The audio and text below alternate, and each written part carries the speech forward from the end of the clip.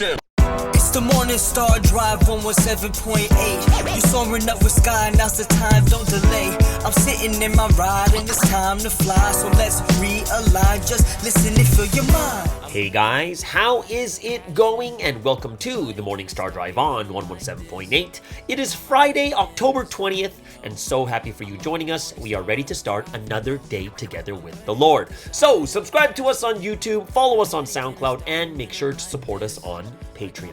So today we have an exciting podcast for you. We have Until the End with Daniel Baker, the Wednesday message word study, and of course commentaries, updates, and news on what is happening around the world in this history today. All right, everyone, how are you doing? Yes, it is Friday. It's the end of the week. Yes, I am singing for some reason, and I don't know why. But I just like to do this every once in a while, just to give it a little bit of change here on the Morning Star Drive. But yes, it is a Friday. If you haven't yet, go ahead, leave a like and comment to build our community. Just super happy for everyone joining us every weekday on the Morning Star Drive. So let's get up and support each other each and every day. This week's Sunday message title, The Work That the Holy Spirit Should Do, and the work that I should do, the work that the Trinity and the Lord should do, and the work that we should do. All right, so yes, everyone. Just want to let you know, I'm trying my best to speak very clearly, but ow. So I think I did this when I was sleeping.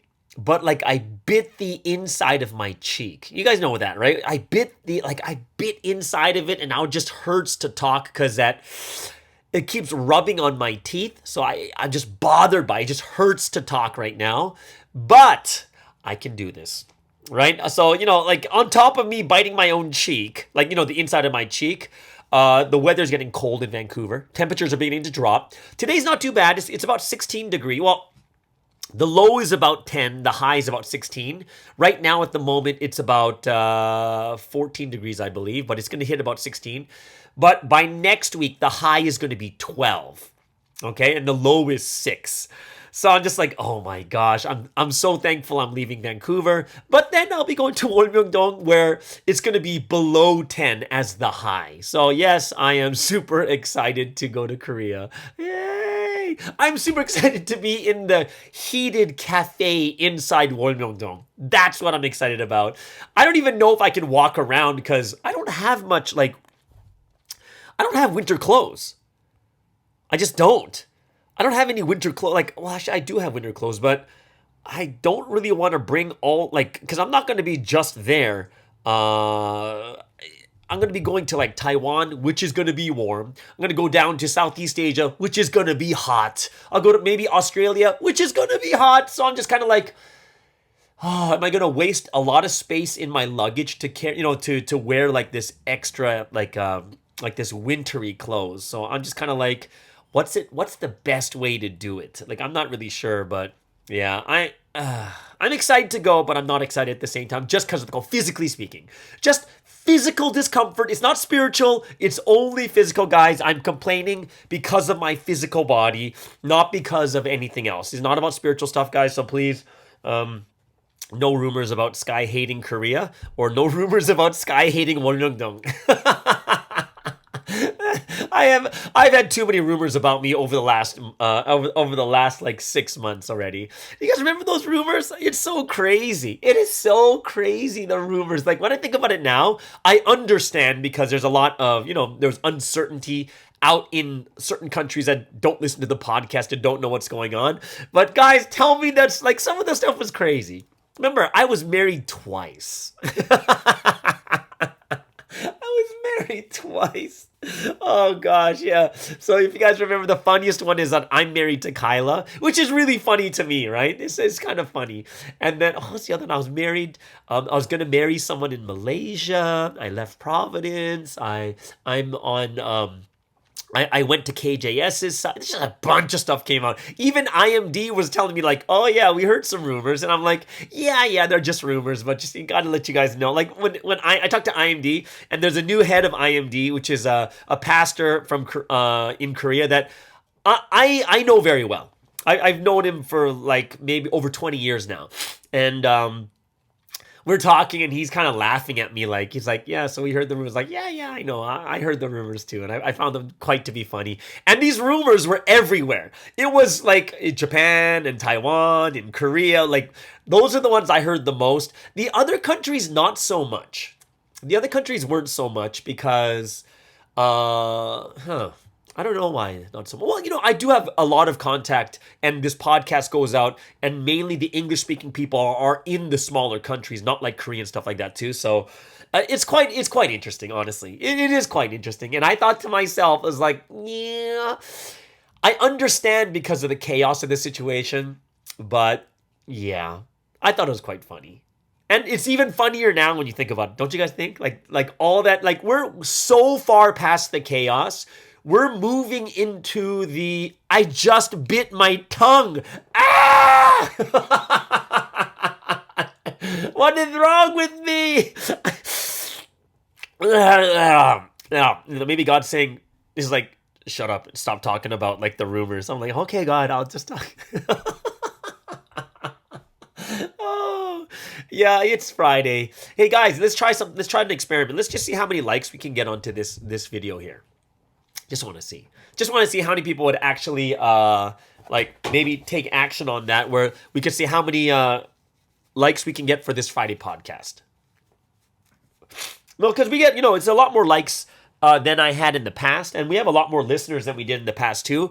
But I'm just wondering, like, likes and comments. Like, comments, I think is a little bit harder, but likes are super easy. I wonder if you guys can just drop a little like over there. And remember, this has nothing to do with the algorithm, mainly because this is only for members.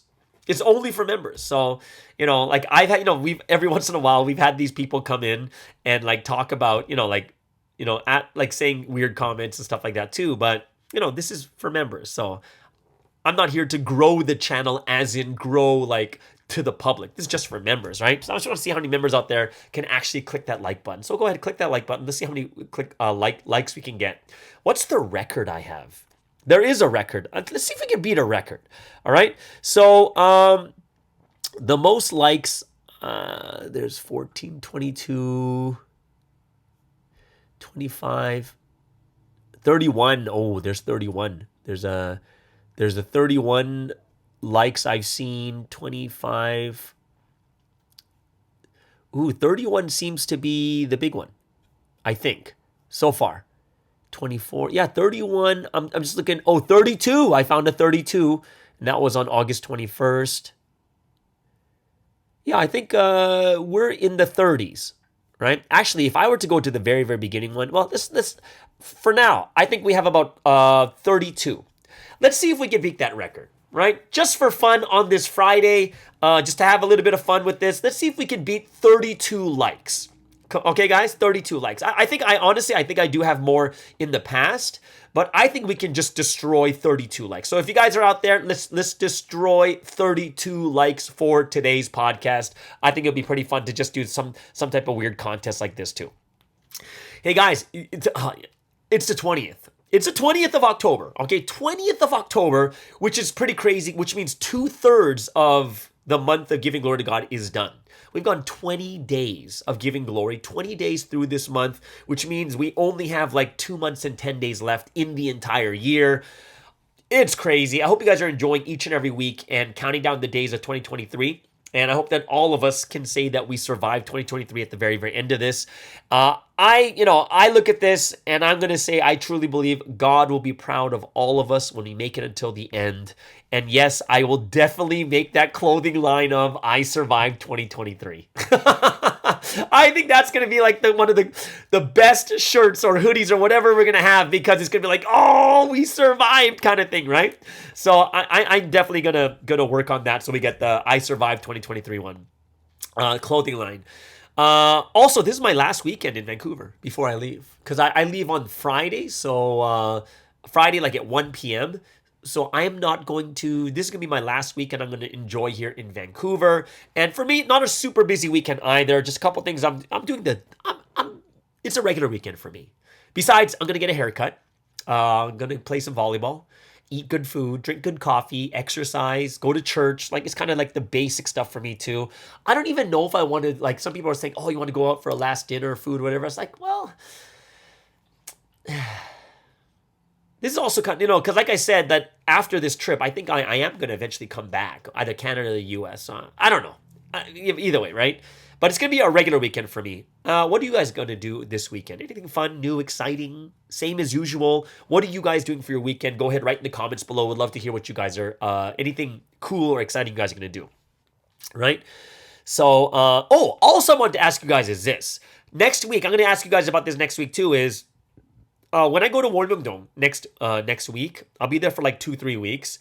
What kind of things do you want me to stream or take videos of? Right? Like, what kind of things do you want me to report about, talk about? Of course, obviously, I'm going to be filming the Warmingdong Cafe, right? I am going to film the new bathrooms because I heard they're freaking amazing, right? So, what do you really want me to do in Korea? For you guys, like, what do you want me to report about? What are some things, like, do you want me to talk to some people, report, like, ask people what happened here or there? What do you guys want me to report on? So I'd love to get your thoughts on that too. So that's something that I do want to bring up to you guys is, what kind of things would you want me to report, talk about, think about, maybe even do videos about too? I would love to hear from you guys, all right? Okay, so yesterday I did like this weird random thoughts thing, and I found out that they're not so random. Right? Well, now what do I mean? Well, I already got a DM from someone, and this person was thinking the exact same things as me, right? Like about the brotherhood, sisterhood, and Providence. And it's really amazing for me because it's so random, and it's like only to me it's random, but it's interesting how God works, that through a random thought, it can relate to someone else out there that's thinking about the exact same things. And I think this is one of those amazing things about having faith, right? When we have faith, we're connected to the same God. And because we're connected to the same God, we're kind of having, to me now, it's not like, the thoughts are not even random anymore. Right? It's just like, wow, God is speaking through these random thoughts, and people are out there relating to it, and people out there thinking about that too. So I am thankful to God that they are not as random as I thought they were, but it shows me that God is working even through our thoughts and our hearts. When we learn the soul entity lesson, it's our mind, heart, and thoughts, right? Our soul that's, connected to the spiritual world, where God speaks to us through our soul, which includes our mind, heart, and thoughts. So sometimes we're receiving these thoughts. We're receiving these things that we think are random, but they're actually coming from God, and they are helping out people who are in very similar situations and such too. So I found that to be quite interesting. But I decided to do something a little bit funny today, and a little bit new and interesting. I'm going to just do something today called Random Thoughts. When we forget something, how does our brains know we forgot something, yet they don't know what we forgot? Random thought. Now, I see a ton of people with pets. Personally, I don't really have an affinity towards having a pet. But for all the pet owners out there, have you ever thought about what your pet has named you? And speaking of pets, when you throw a toy and the dog brings it back to you? You ever wonder if it's the dog's favorite toy, or if the dog thinks it's your favorite toy? Random thoughts. Your stomach probably thinks that all potatoes are mashed. What's kind of funny and interesting is that a roller coaster can snap a picture of you clearly while you are going 70 miles per hour. But a bank camera can only get a fuzzy image of a robber. Random thoughts. I was thinking, if you get a PhD, then every appointment you go to becomes a doctor's appointment. random thoughts. I thought of something a little bit darker. You know, if you look for a new laptop online, you're basically forcing your computer to dig its own grave. Random thoughts. Oh gosh, I don't know why I did that.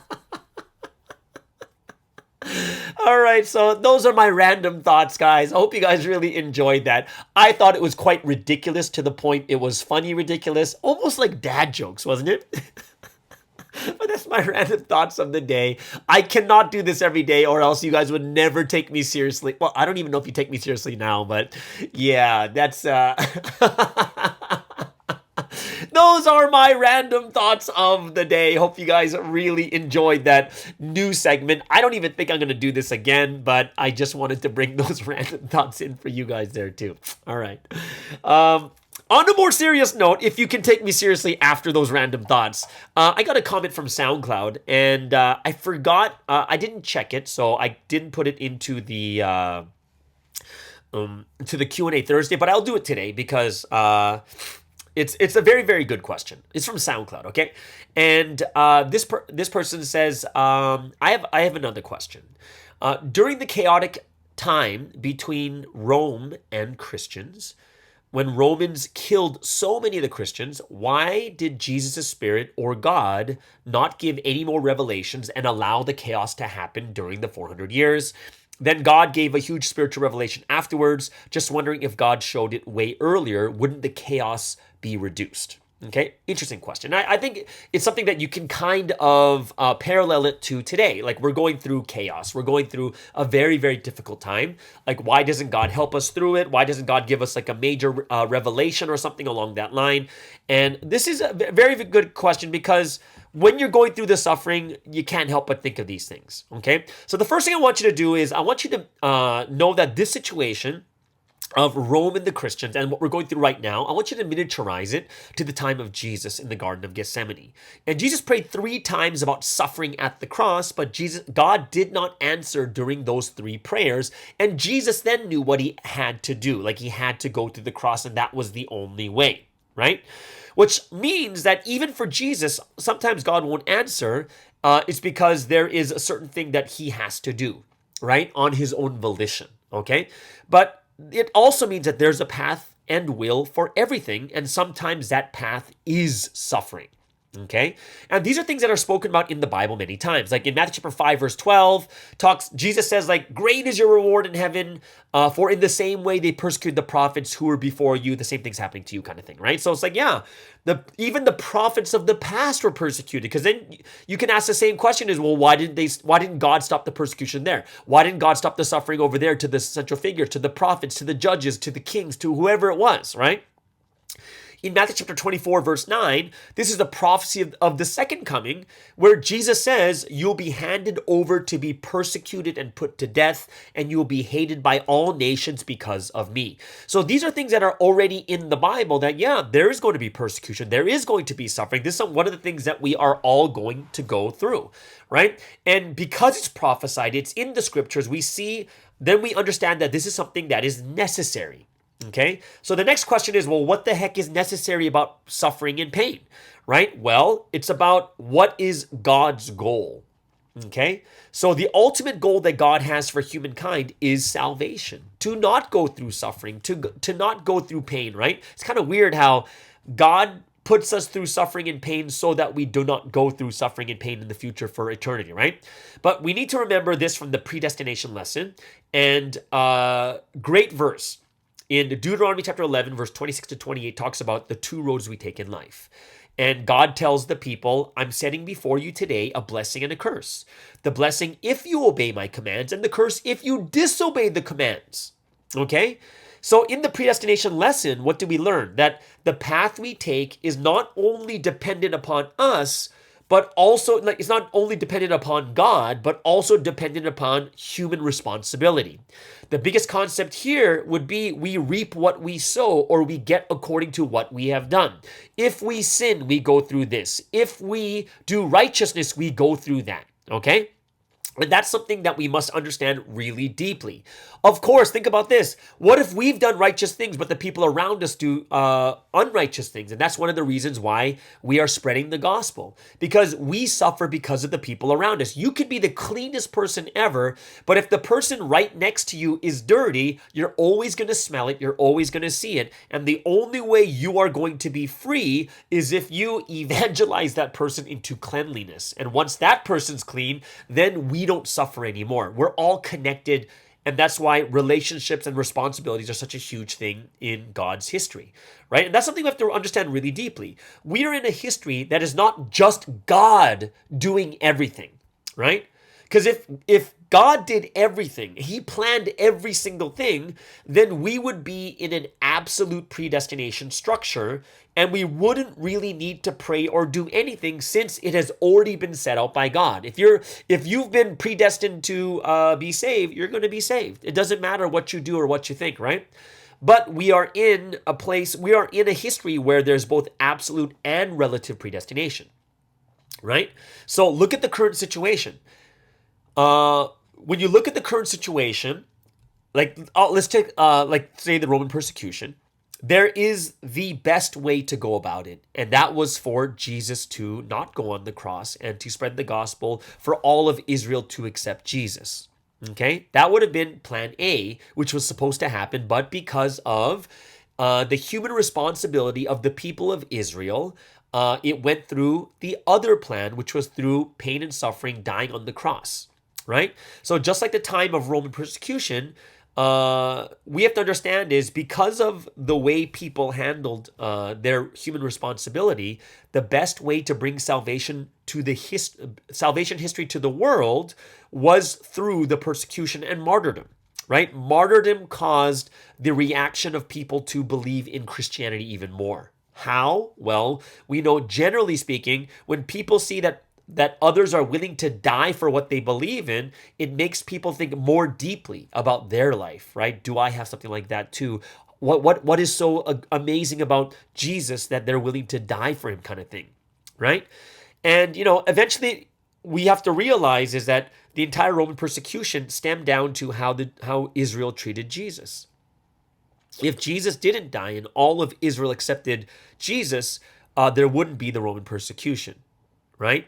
But the one thing we do know is what Jesus said in John chapter 15, verse 20 says, "A servant is not greater than his master. If they persecuted me, they will also persecute you." Jesus said about John the Baptist, if they kill him, the same thing's going to happen to me, right? It's there's this relationship of human responsibility, which means that we have an idea of what we will go through by looking at what Jesus went through. So because Jesus was persecuted and died, he became a martyr.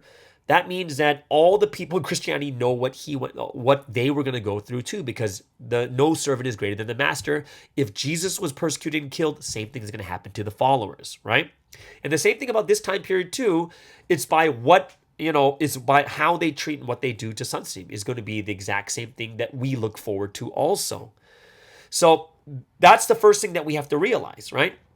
Second thing is, why is a revelation given after the persecution, right? Why is this big revelation? I'm not sure exactly what the listener is asking about, that big revelation that happened after, but I understand the point, right? It basically means that after the condition is set is when God can go back to work, is when God can start doing new things, right? So if you miniaturize a situation to your personal self, there's a lot of times we set conditions to receive something, but you don't receive the blessing at the beginning or in the middle. You receive the blessing at the end of the condition. And it's after all the conditions have been set and done, this is when we're able to receive it, right? But, I also think that one of the things you should think about when it comes to suffering and persecution is the goal and the purpose for God for all of us here in this world. Like, the goal and purpose is not to avoid suffering and to avoid difficulties, right? We have to understand, what is the purpose? What is the goal in God's will, right? What is God's work? The purpose isn't to go through life without suffering, but it's to live a meaningful life, even if there is suffering, right?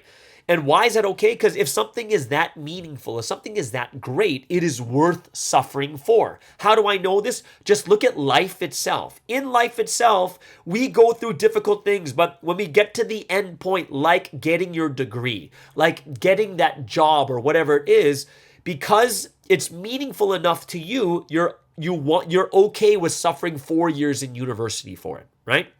And it's just like this week's message, right? The most important thing is about saving people from death. The ultimate thing that we can do for one another is to save, right? Actually, if you look in the physical world, just purely the physical world, two of the greatest things human beings can do in the physical world, two of the greatest miracles. Number one is to make life. To create life is like the greatest miracle. I still don't understand it. We can see the science behind it, but it is the most amazing thing human beings can do. The second most amazing thing you can do is to save life, right? If someone's about to die, you save them from death, you become a hero. That's when you become a hero. You don't become a hero when someone needs a pen and you give them a pen like, here, I'm your hero. No, it's not, right? It's when you save life. And it's the same in the spiritual world too. Spiritual world, the most amazing thing we can do in the spiritual world, number one, is to make life or is to save life. Make life is to evangelize, right? Save life, well, I guess you could say they're almost the same thing, but I would say saving life in this context is someone who's in this history is about to die and you save them, right? So I think those are the two things that are just the same in the physical world, in the spiritual world too, right? So it is a great question because the current situation does make us think more deeply about it too. It makes us think about the Roman times also. And one thing that I didn't mention yet is, like, of course, there's human responsibility. So there is a plan A, which is the best way. Jesus not dying on the cross, Jesus being accepted by all of Israel. And from there, the gospel spreads to the rest of the world, which is the easiest way, right? But then, of course, because of human responsibility, the people came against Jesus and they eventually crucified him, which is the harder way, which means it goes through pain and suffering, right? It's like the conflict in ignorance lesson where you have the second history happening. So you have, like the 3 triangle chart, and then you add a fourth one for the second attempt, right? Which is always going to be harder than the first attempt. So one thing that I forgot to mention is that the followers of the time period can also take action to make things better, right? To make things go faster, right? Like, for instance, what we're doing right now with the protests and the petitions. We are going out, uniting as one body, and we are trying to make things better, right? With our own responsibility. That's another way that we can do it. So if you think about it, it's kind of like this symbiotic relationship with God's history and the free will of human beings, right? And it affects each other in positive and negative ways, right? Is like the one thing we know about predestination is there's both absolute and relative predestination, which means that we will never change the outcome. The outcome is God is going to win. The outcome is absolute. God will defeat Satan. The righteous will defeat the unrighteous. Those who stay until the end will be saved. Like, that is something that is absolute. What is relative predestination is how we get to that point and how many make it. That's the part that's going to be much different than the other ones, right? So we do affect each other when it comes to the smaller things, and it can affect bigger things too, but it will not affect the outcome. The outcome is always 100% guaranteed God is going to win. That's a guarantee. God will win, right? So I think it's something that we have to think about very, very carefully and understand it in this way, that this is why, God's not stopping persecution and suffering, because sometimes it's human responsibility. We're being punished. Sometimes it's human responsibility, and this is the only way for salvation to happen in the best way, right? So this is why we have to realize deeply about what? We got to realize deeply that our human responsibility plays a huge role in what happens to our life each and every day, right? But ultimately, what is the most important thing? It is God's will, God's history, and it's about salvation. Right? So God will take the path where the most amount of people can be saved. And at the time of the Roman persecution, because of Jesus going to the cross, that was the best way that Jesus could be saved. Right? So that's something that we have to, not Jesus, but where human beings could be, the most amount of people could be saved. And you could see that it was a very powerful method, because look at over 2 billion people believe in Jesus right now, which is, almost, I think, 3 billion, right? So you can see that that was the best method out of what human responsibility did, right? So that's kind of why, God's not just stopping all persecution, right? Right? Sometimes we have to go through it because that's the path that we've paved for ourselves, or that's kind of just the way it's happened. Okay? So that's kind of what that's the answer to that question there. All right? So if you have any more questions about that, go ahead, let me know. Would love to hear what you guys think about that too. All right? Well, either way, I'm going to tell you something very, very important right now is I need a coffee right now. So let's get into our first coffee break of the day. When I look at you, it's like I got the whole room on the tip of my finger, and I'm pointing it right back to you. When I look at you, it's like I got the whole universe, the whole universe. Never thought that living could be easy, so you taught me right from wrong. Now I'm free to be full of love, full of hope. I'm empty of all things. I'm living to make everyone come follow me. This is a life worth living that I know. If I love someone else, what would he give me though? It's like I'm floating on clouds, my feet don't touch the ground. Life with you is like heaven, look at what I found. You said believe in me, don't change, and then you'll see a life that lasts for all eternity. And I will never live to have any regrets. I know you're the best, I'll step to the west, I'll follow behind you step by step. Just like the stars above, we shining, shining. Look at the world, in my hands the universe is mine. It's yours, can't escape from the love, it's yours. It's yours, can't escape from the love, it's yours. Just like the stars above, we shining, shining. Look at the world, in my hands the universe is mine. It's yours, can't escape from the love, it's yours. It's yours, can't escape from the love, it's yours. When I look at you, it's like I got the whole room on the tip of my finger, and I'm pointing it right back to you. When I look at you, it's like I got the whole universe, the whole universe. You said believe in me, don't change, and then you'll see a life that lasts for all eternity. And I will never live to have any regrets. I know you're the best, I'll step to the west, I'll follow behind you step by step. Just like the stars above, we shining, shining. Look at the world, in my hands the universe is mine. It's yours, can't escape from the love, it's yours. It's yours, can't escape from the love, it's yours. Just like the stars above, we shining, shining. Look at the world, in my hands the universe is mine. It's yours, can't escape from the love, it's yours. It's yours, can't escape from the love, it's yours. When I look at you, it's like I got the whole room on the tip of my finger, and I'm pointing it right back to you. When I look at you, it's like I got the whole universe, the whole universe, the whole universe, the whole universe, the whole universe, the whole universe. All right, so let's get into today's words. Oh, wait a second, because it's my coffee break. Some ASMR for you guys. That's my coffee break. Yeah, today's coffee break is brought to you by Creekside Coffee Factory. They gave me this really nice medium roasted Mexican beans, and very, very. Let me taste that again. It's very chocolatey.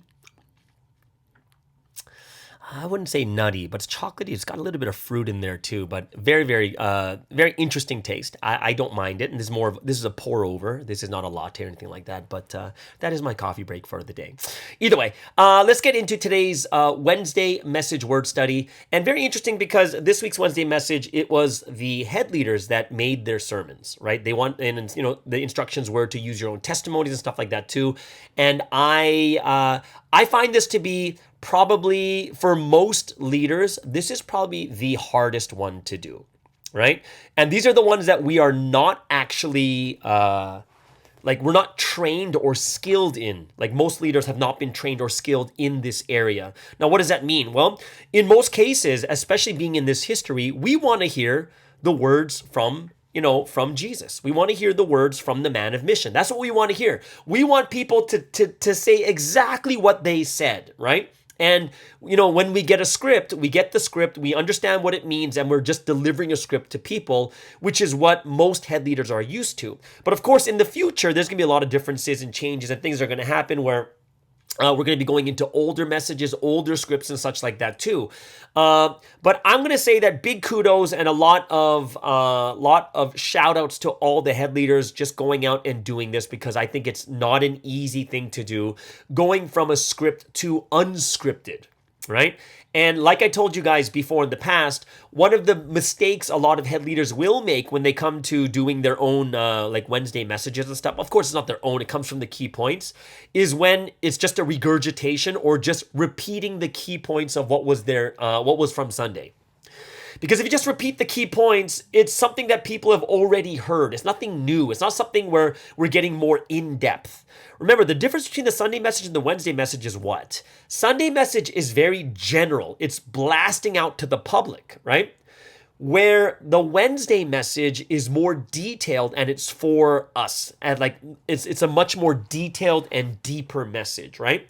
And that's why when it comes to the Wednesday messages, when we have to make our own messages, taking the key points, what we understood, sharing realization, going more in depth with it, sharing our relevant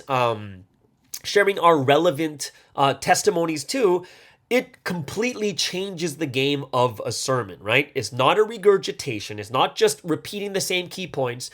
It's using those key points, but telling it in a deeper way, something that fits your church, something that will make people understand a certain point a lot better.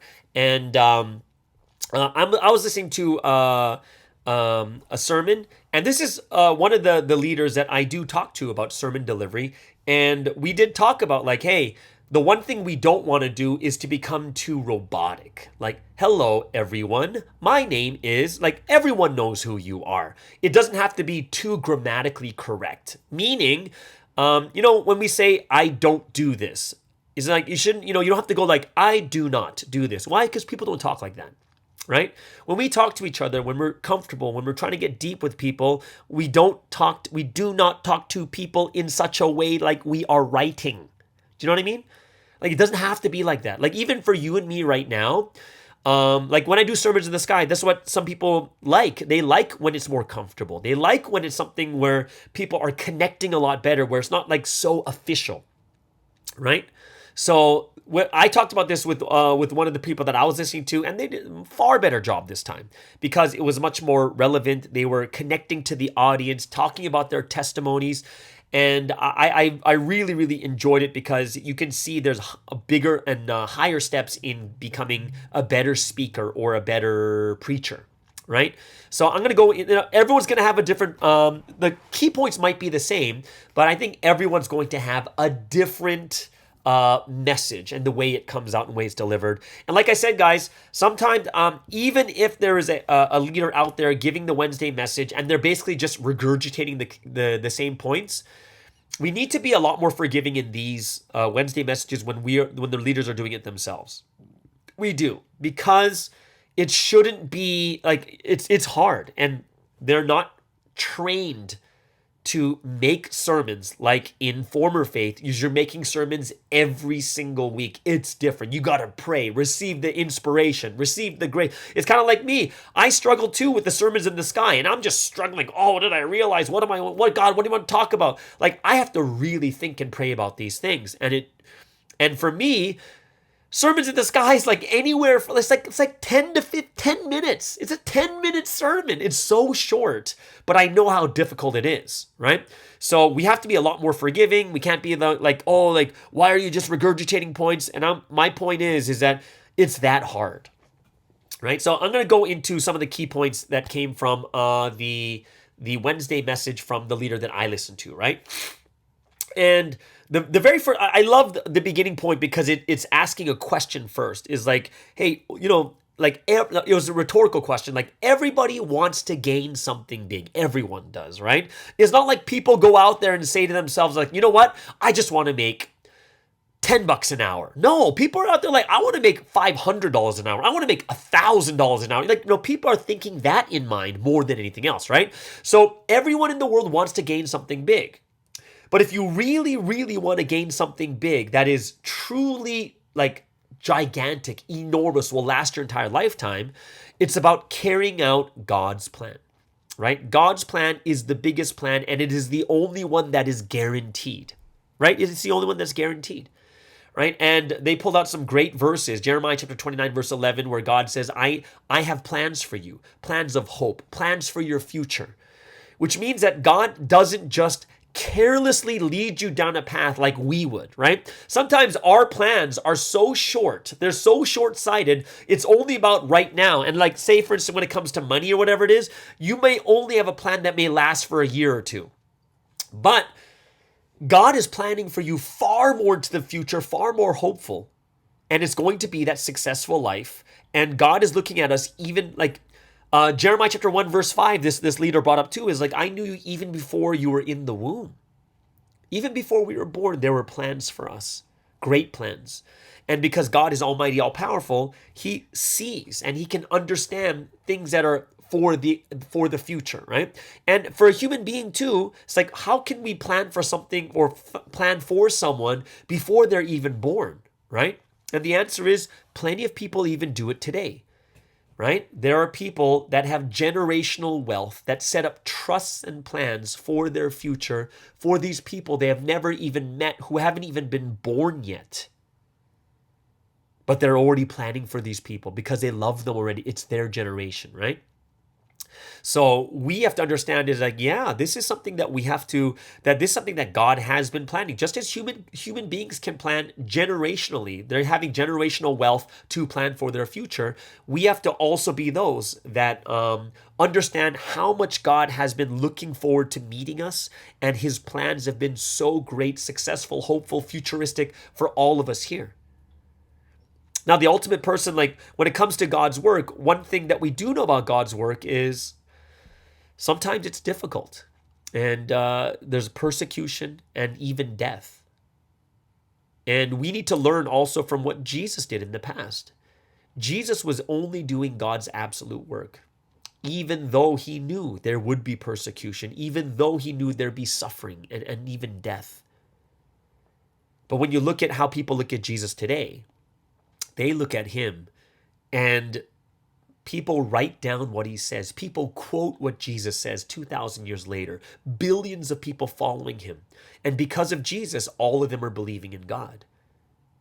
Is that worth the suffering in the end? Absolutely. That's how great God's will is. God's will for Jesus has already surpassed 2,000 years, and it will last forever. And because of Jesus, who already died from a mere 3 years of ministry, billions of people are following. Can you imagine that? That people are only seeing 3 years of your life, and from those 3 years, people are being saved. People are believing in God. That is incredible.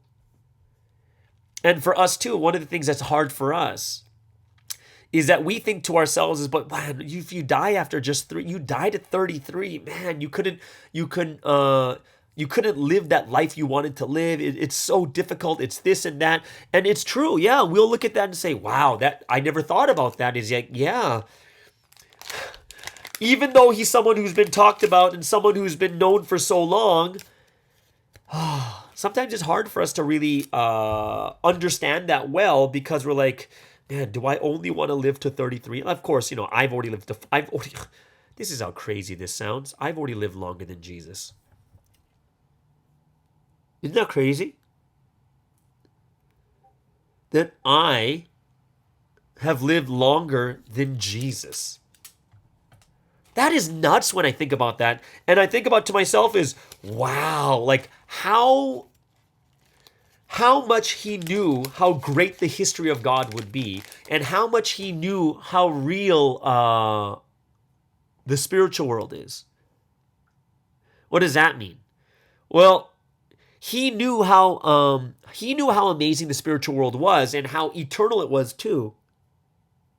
1 second, guys. Yeah.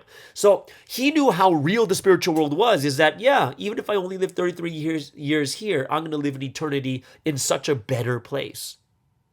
He knew it. He knew the reality of how great that world was.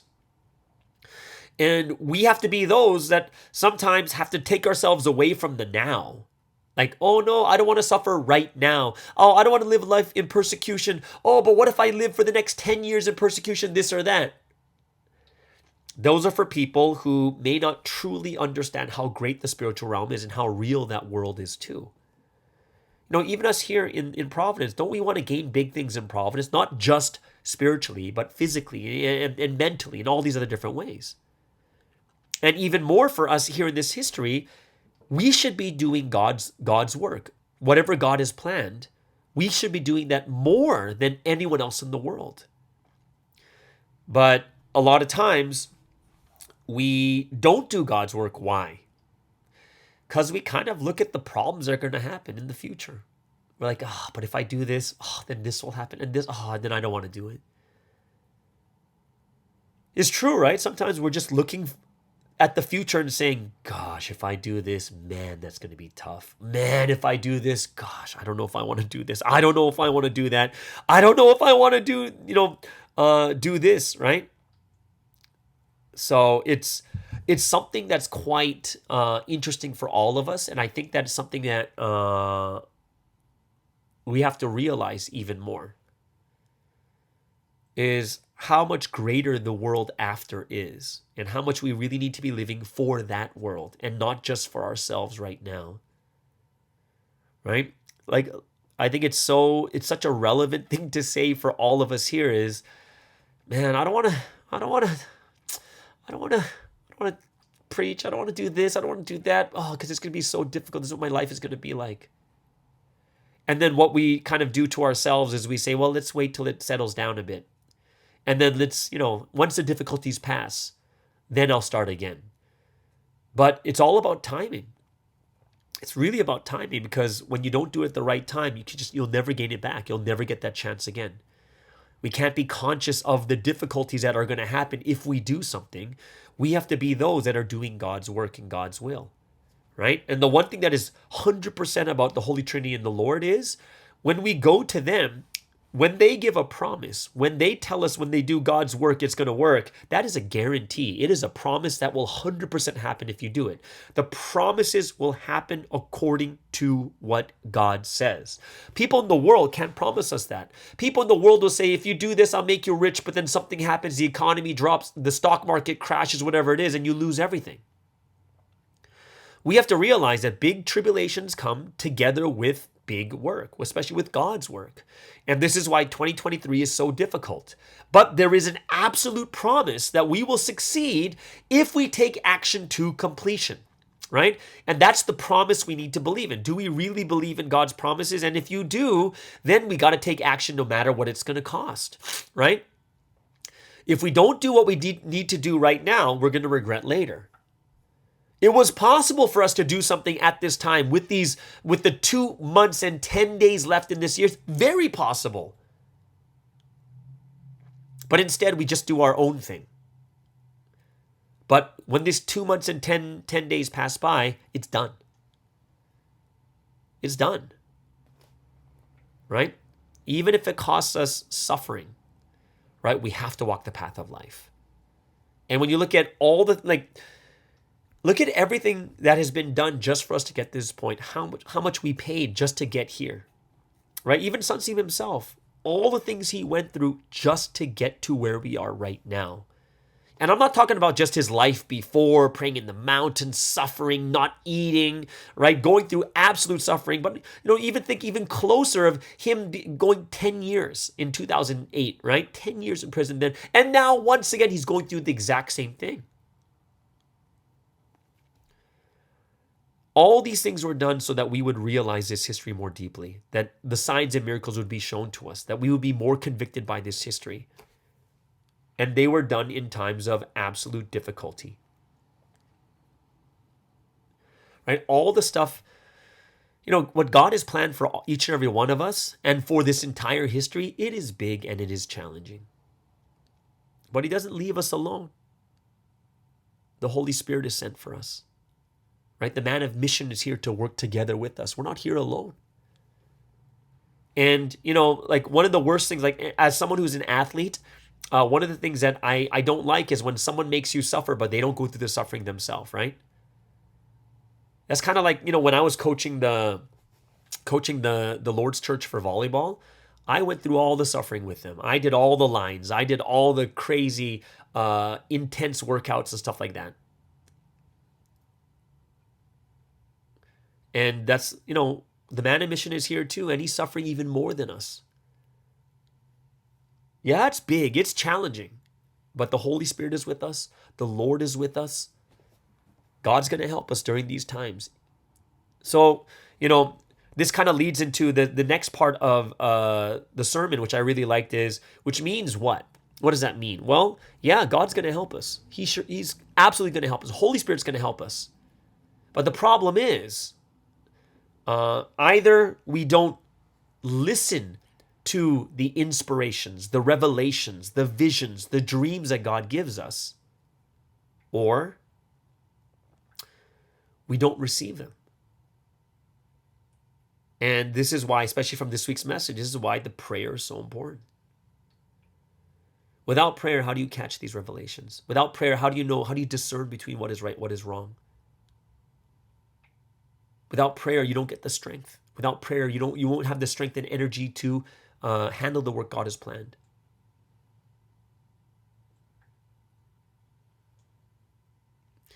When we've been entrusted, all been entrusted with that work. And with the work that like we talked about this week's message about all of us working together as one, like we did for that protest and the petitions and such too. But when we each and every one of us gets the work that we need to do, we also have to realize it's not just work. There's blessings that come with that work too. We're going to get blessed. And there's going to be sometimes with the work that we do, sometimes we're going to get harmed, and sometimes others are going to harm us, or we might harm others too, depending on how we do that work. And this is why that prayer is so important, is while we're doing the work that we're entrusted with, the Holy Spirit will help us to discern what to do and what not to do. Right? Just because when God says to us, hey, do the work even if you receive harm, it doesn't mean just, wildly, blindly do the work. What God is telling us is, even when we're doing the work, we need that inspiration, right? We do need the inspiration. And we do need to discern how we do that work, so we get harmed less, or we harm others less, or others harm us less. There still needs to be discernment even within that. Think about it, right? The ultimate story is Sunsim wanting to preach the gospel to thousands and thousands of people, which is a very noble cause, right? A noble goal. But he decided to become an announcer. We know what happened during that too. The accident happened. He had to bargain with Jesus, and he was saved, and he had to walk the right path that was planned by God for him. Right? So even with the right heart, even if the heart of wanting to do God's work, yeah, we can still do bad things. We can still make mistakes. Satan, knowing our hearts, he's going to lay traps for us, using things that we like or the things that are our directions.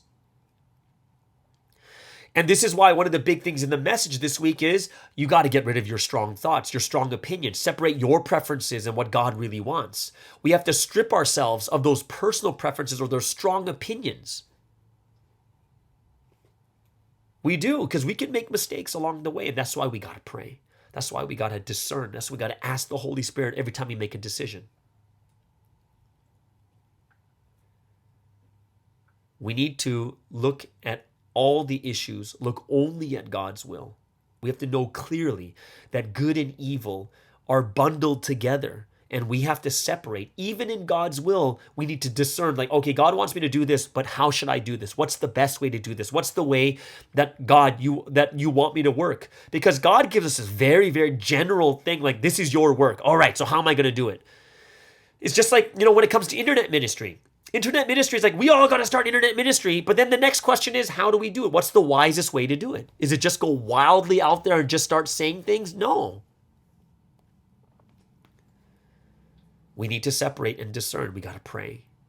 Even God himself separates time periods. God himself separates between judges and apostles and kings and prophets and the Messiah. They're all separated, right? They all have their sections, separated by the words that they deliver from the time period they're living in. And we need that inspiration and that we need that discernment that comes from the Holy Spirit. And I think this one thing that the preacher gave for the Wednesday message that I loved is, what the most important thing for you to discern in your life is, what is your path? What is your path? You can only live this life once. What is your path? What is the path God is giving you? Right? You must discern and take action of your life. What is the path that God has given to you? In the end, we reap what we sow. We get according to what we've done. And that's why discern your path, the path that God has given you. It changes everything. Are you on the right path? And I hope that all of us will really understand this more deeply and understand this is something that's very, very important for all of us too. All right? So it was very, very great. It was a great message. I really, really enjoyed it. I loved it. And I hope it's something that you guys will gain a lot from too. Okay? So there it is, guys. That is the Wednesday message word study for the messages that the head leaders gave. It wasn't given from Sunseam or anyone else. They did it on their own. And the one I listened to did a very awesome and excellent job. All right? So there it is, guys. That is today's Wednesday message word study. Hope you guys enjoyed that. Have any comments, go ahead and leave it below, which means we're going to get into the second break of the day.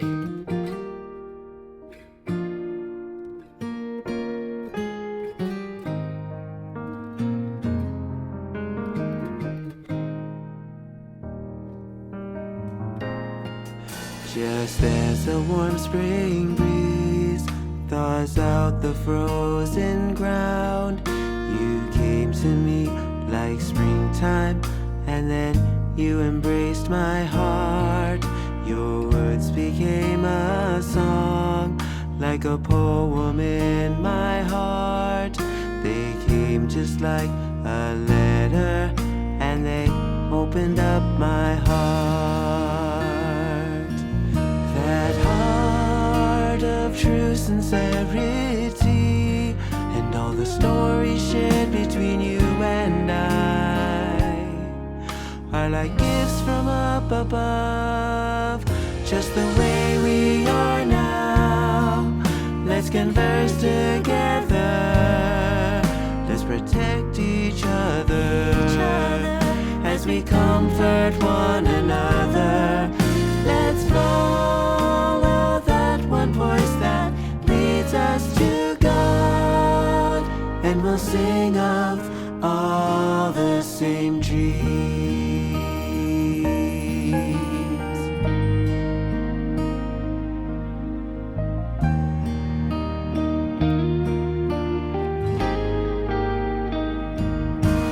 Just as a river shines and sparkles in the sun, you came to me like sunlight, and you brightened up my heart. Although the setting sun so briefly paints the sky, the beauty and inspiration I'm feeling lingers in my heart. That heart of true sincerity, and all the stories shared between you and and I are like gifts from up above, just the way we are now. Let's converse together, let's protect each other as we comfort one another. Let's follow that one voice that leads us to God, and we'll sing of all the same dreams.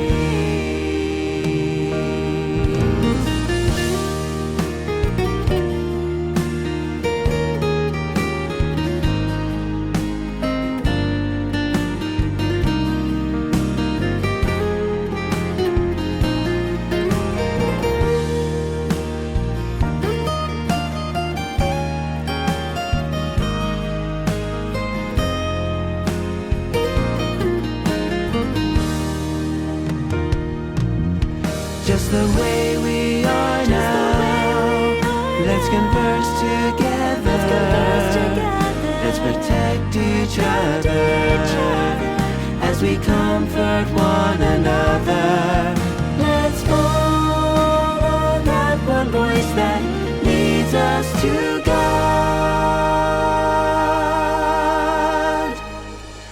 and we'll sing of all the same dreams. Just the way we are now. Let's converse together. Let's protect each other as we comfort one another. Let's follow that one voice that leads us to God,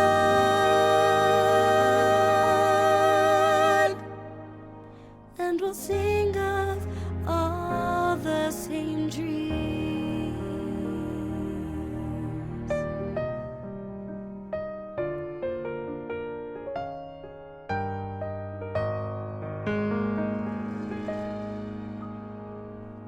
And we'll sing of all the same dreams.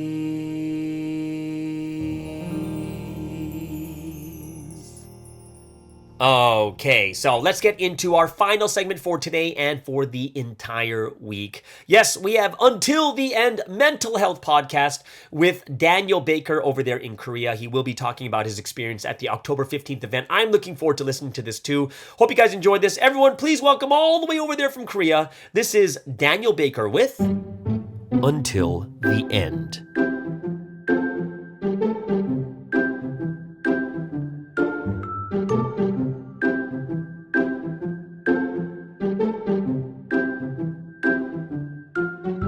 Hello, everyone. Welcome back to the Do It Until the End podcast.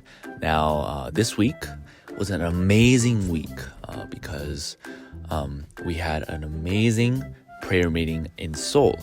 And to be perfectly honest, I think it was the biggest Providence event that I've ever been to. Last time we went to Seoul, it was around 50,000 people, but at least double that, maybe even triple. There was a ton of people that came to Seoul and were praying on the streets. You know, it was a very interesting environment because it was a very historical environment. First off, I think like 1.5 million people originally met in Seoul to listen to major Christian pastors give sermons. And legend says that Sensei was there and he took the amazing photo, the historical photo that you guys probably all know. And in that same area of Seoul, we had this prayer meeting. And estimates was that there were around 200,000 Provi people there. It was a lot of fun. It was very surreal because seeing seeing how big Providence was just blew my mind. I didn't think Providence was this big, to be perfectly honest. And it gave the SS a massive perspective. Like, especially for the Warmerdang SS, who 30 people. Also, it's a smaller church. It's 700 people church, but it's like very small. There's like in one for like the middle schools that the SS go to, there's like one class within the whole within the whole grade, and there's like 20 people. There's just one class, not like 4 or 5 classes. So it's very interesting that they're able to get this massive, a larger view on the world and on Providence. And one of the times that the SS were like, whoa, was when they were doing like the wave. Everyone was at the second, because we're decently in back. We're not all the way back, but from the main stage, we're decent, like a 70% away back. And we saw the wave coming, and it was slow, but it's not because it was slow because people were doing it slow, but it was just so far away. It started so far away.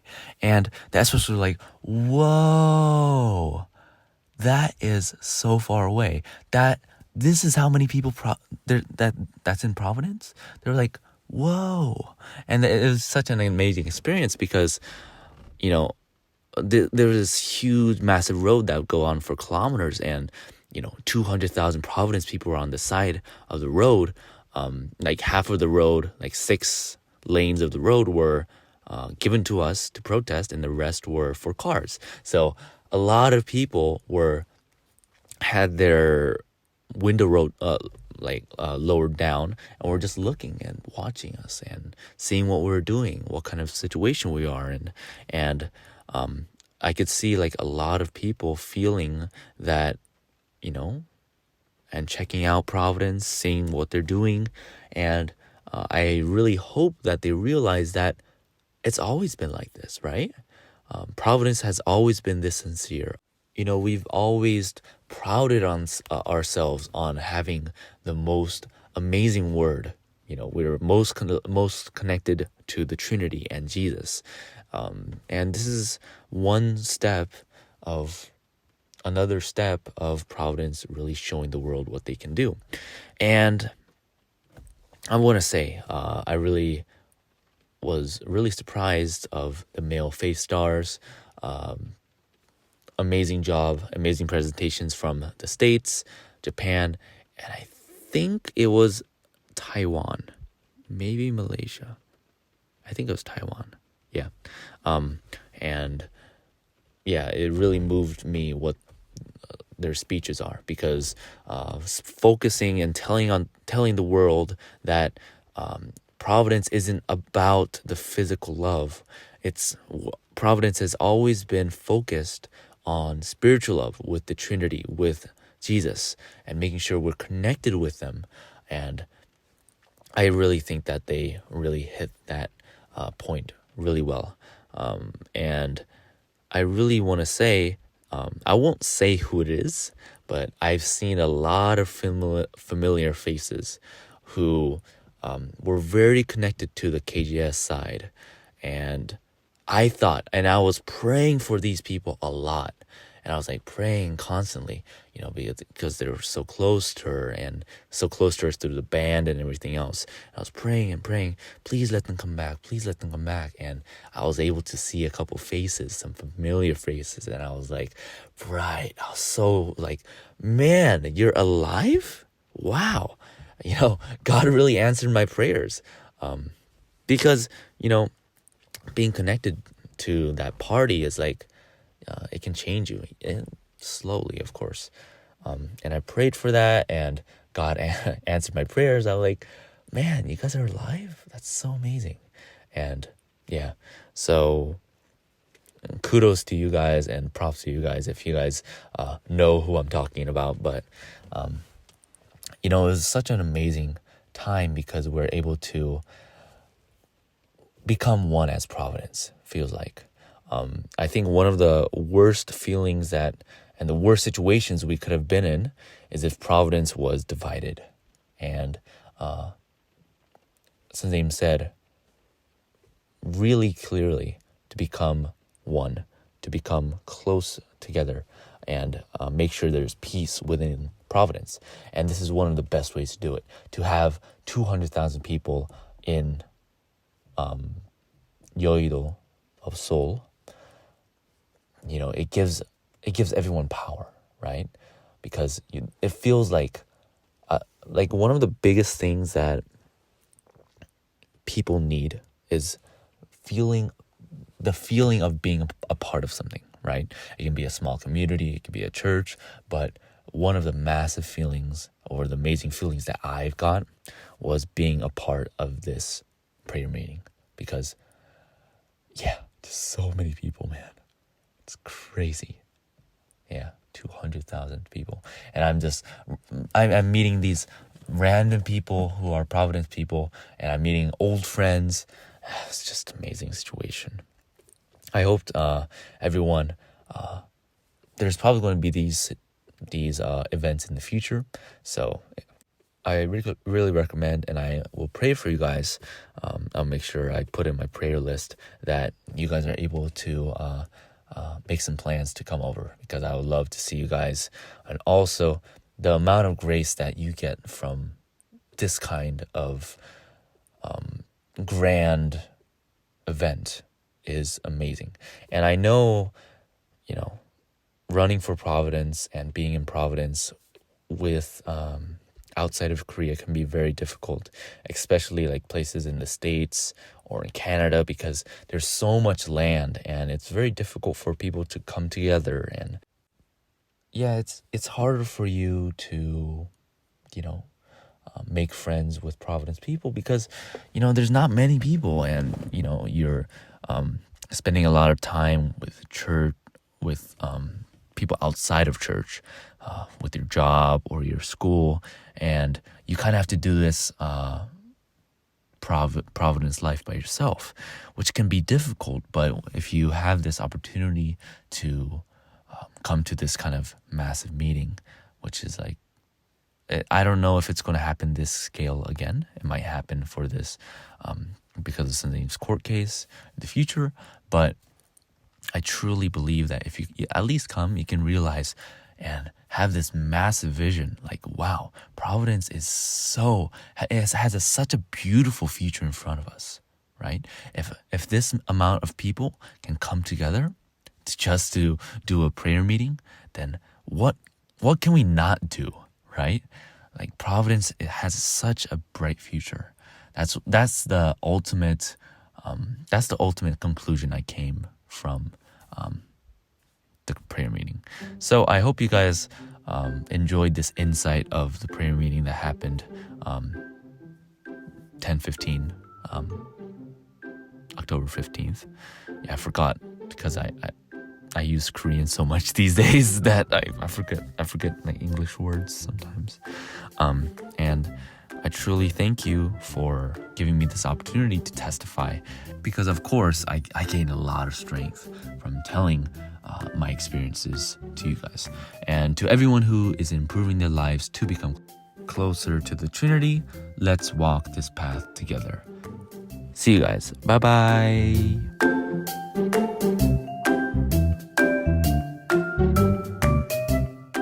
And a wonderful thank you and awesome job once again to Daniel Baker doing another episode of Until the End, and what a great testimony he gave for October 15th. Hope you guys really enjoyed it and were inspired by it. Go ahead, leave a like and comment below for him. He definitely would love to hear what you guys thought about today's segment too. All right, so there it is, guys. We are here at the end of today's Friday podcast. Hope you guys super enjoyed it just as much as I had. Enjoy your week, and we'll see you guys again tomorrow on...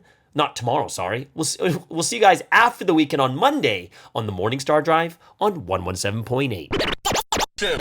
It's the Morning Star Drive 117.8. You soaring up with sky, now's the time, don't delay. I'm sitting in my ride and it's time to fly. So let's realign, just listen and feel your mind. I'm burning with desire and the passion. Nobody can stop me when I'm like this. I got my head in the zone, you know. I'm on the Morning Star Drive, you know. I'm burning with desire and the passion. Nobody can stop me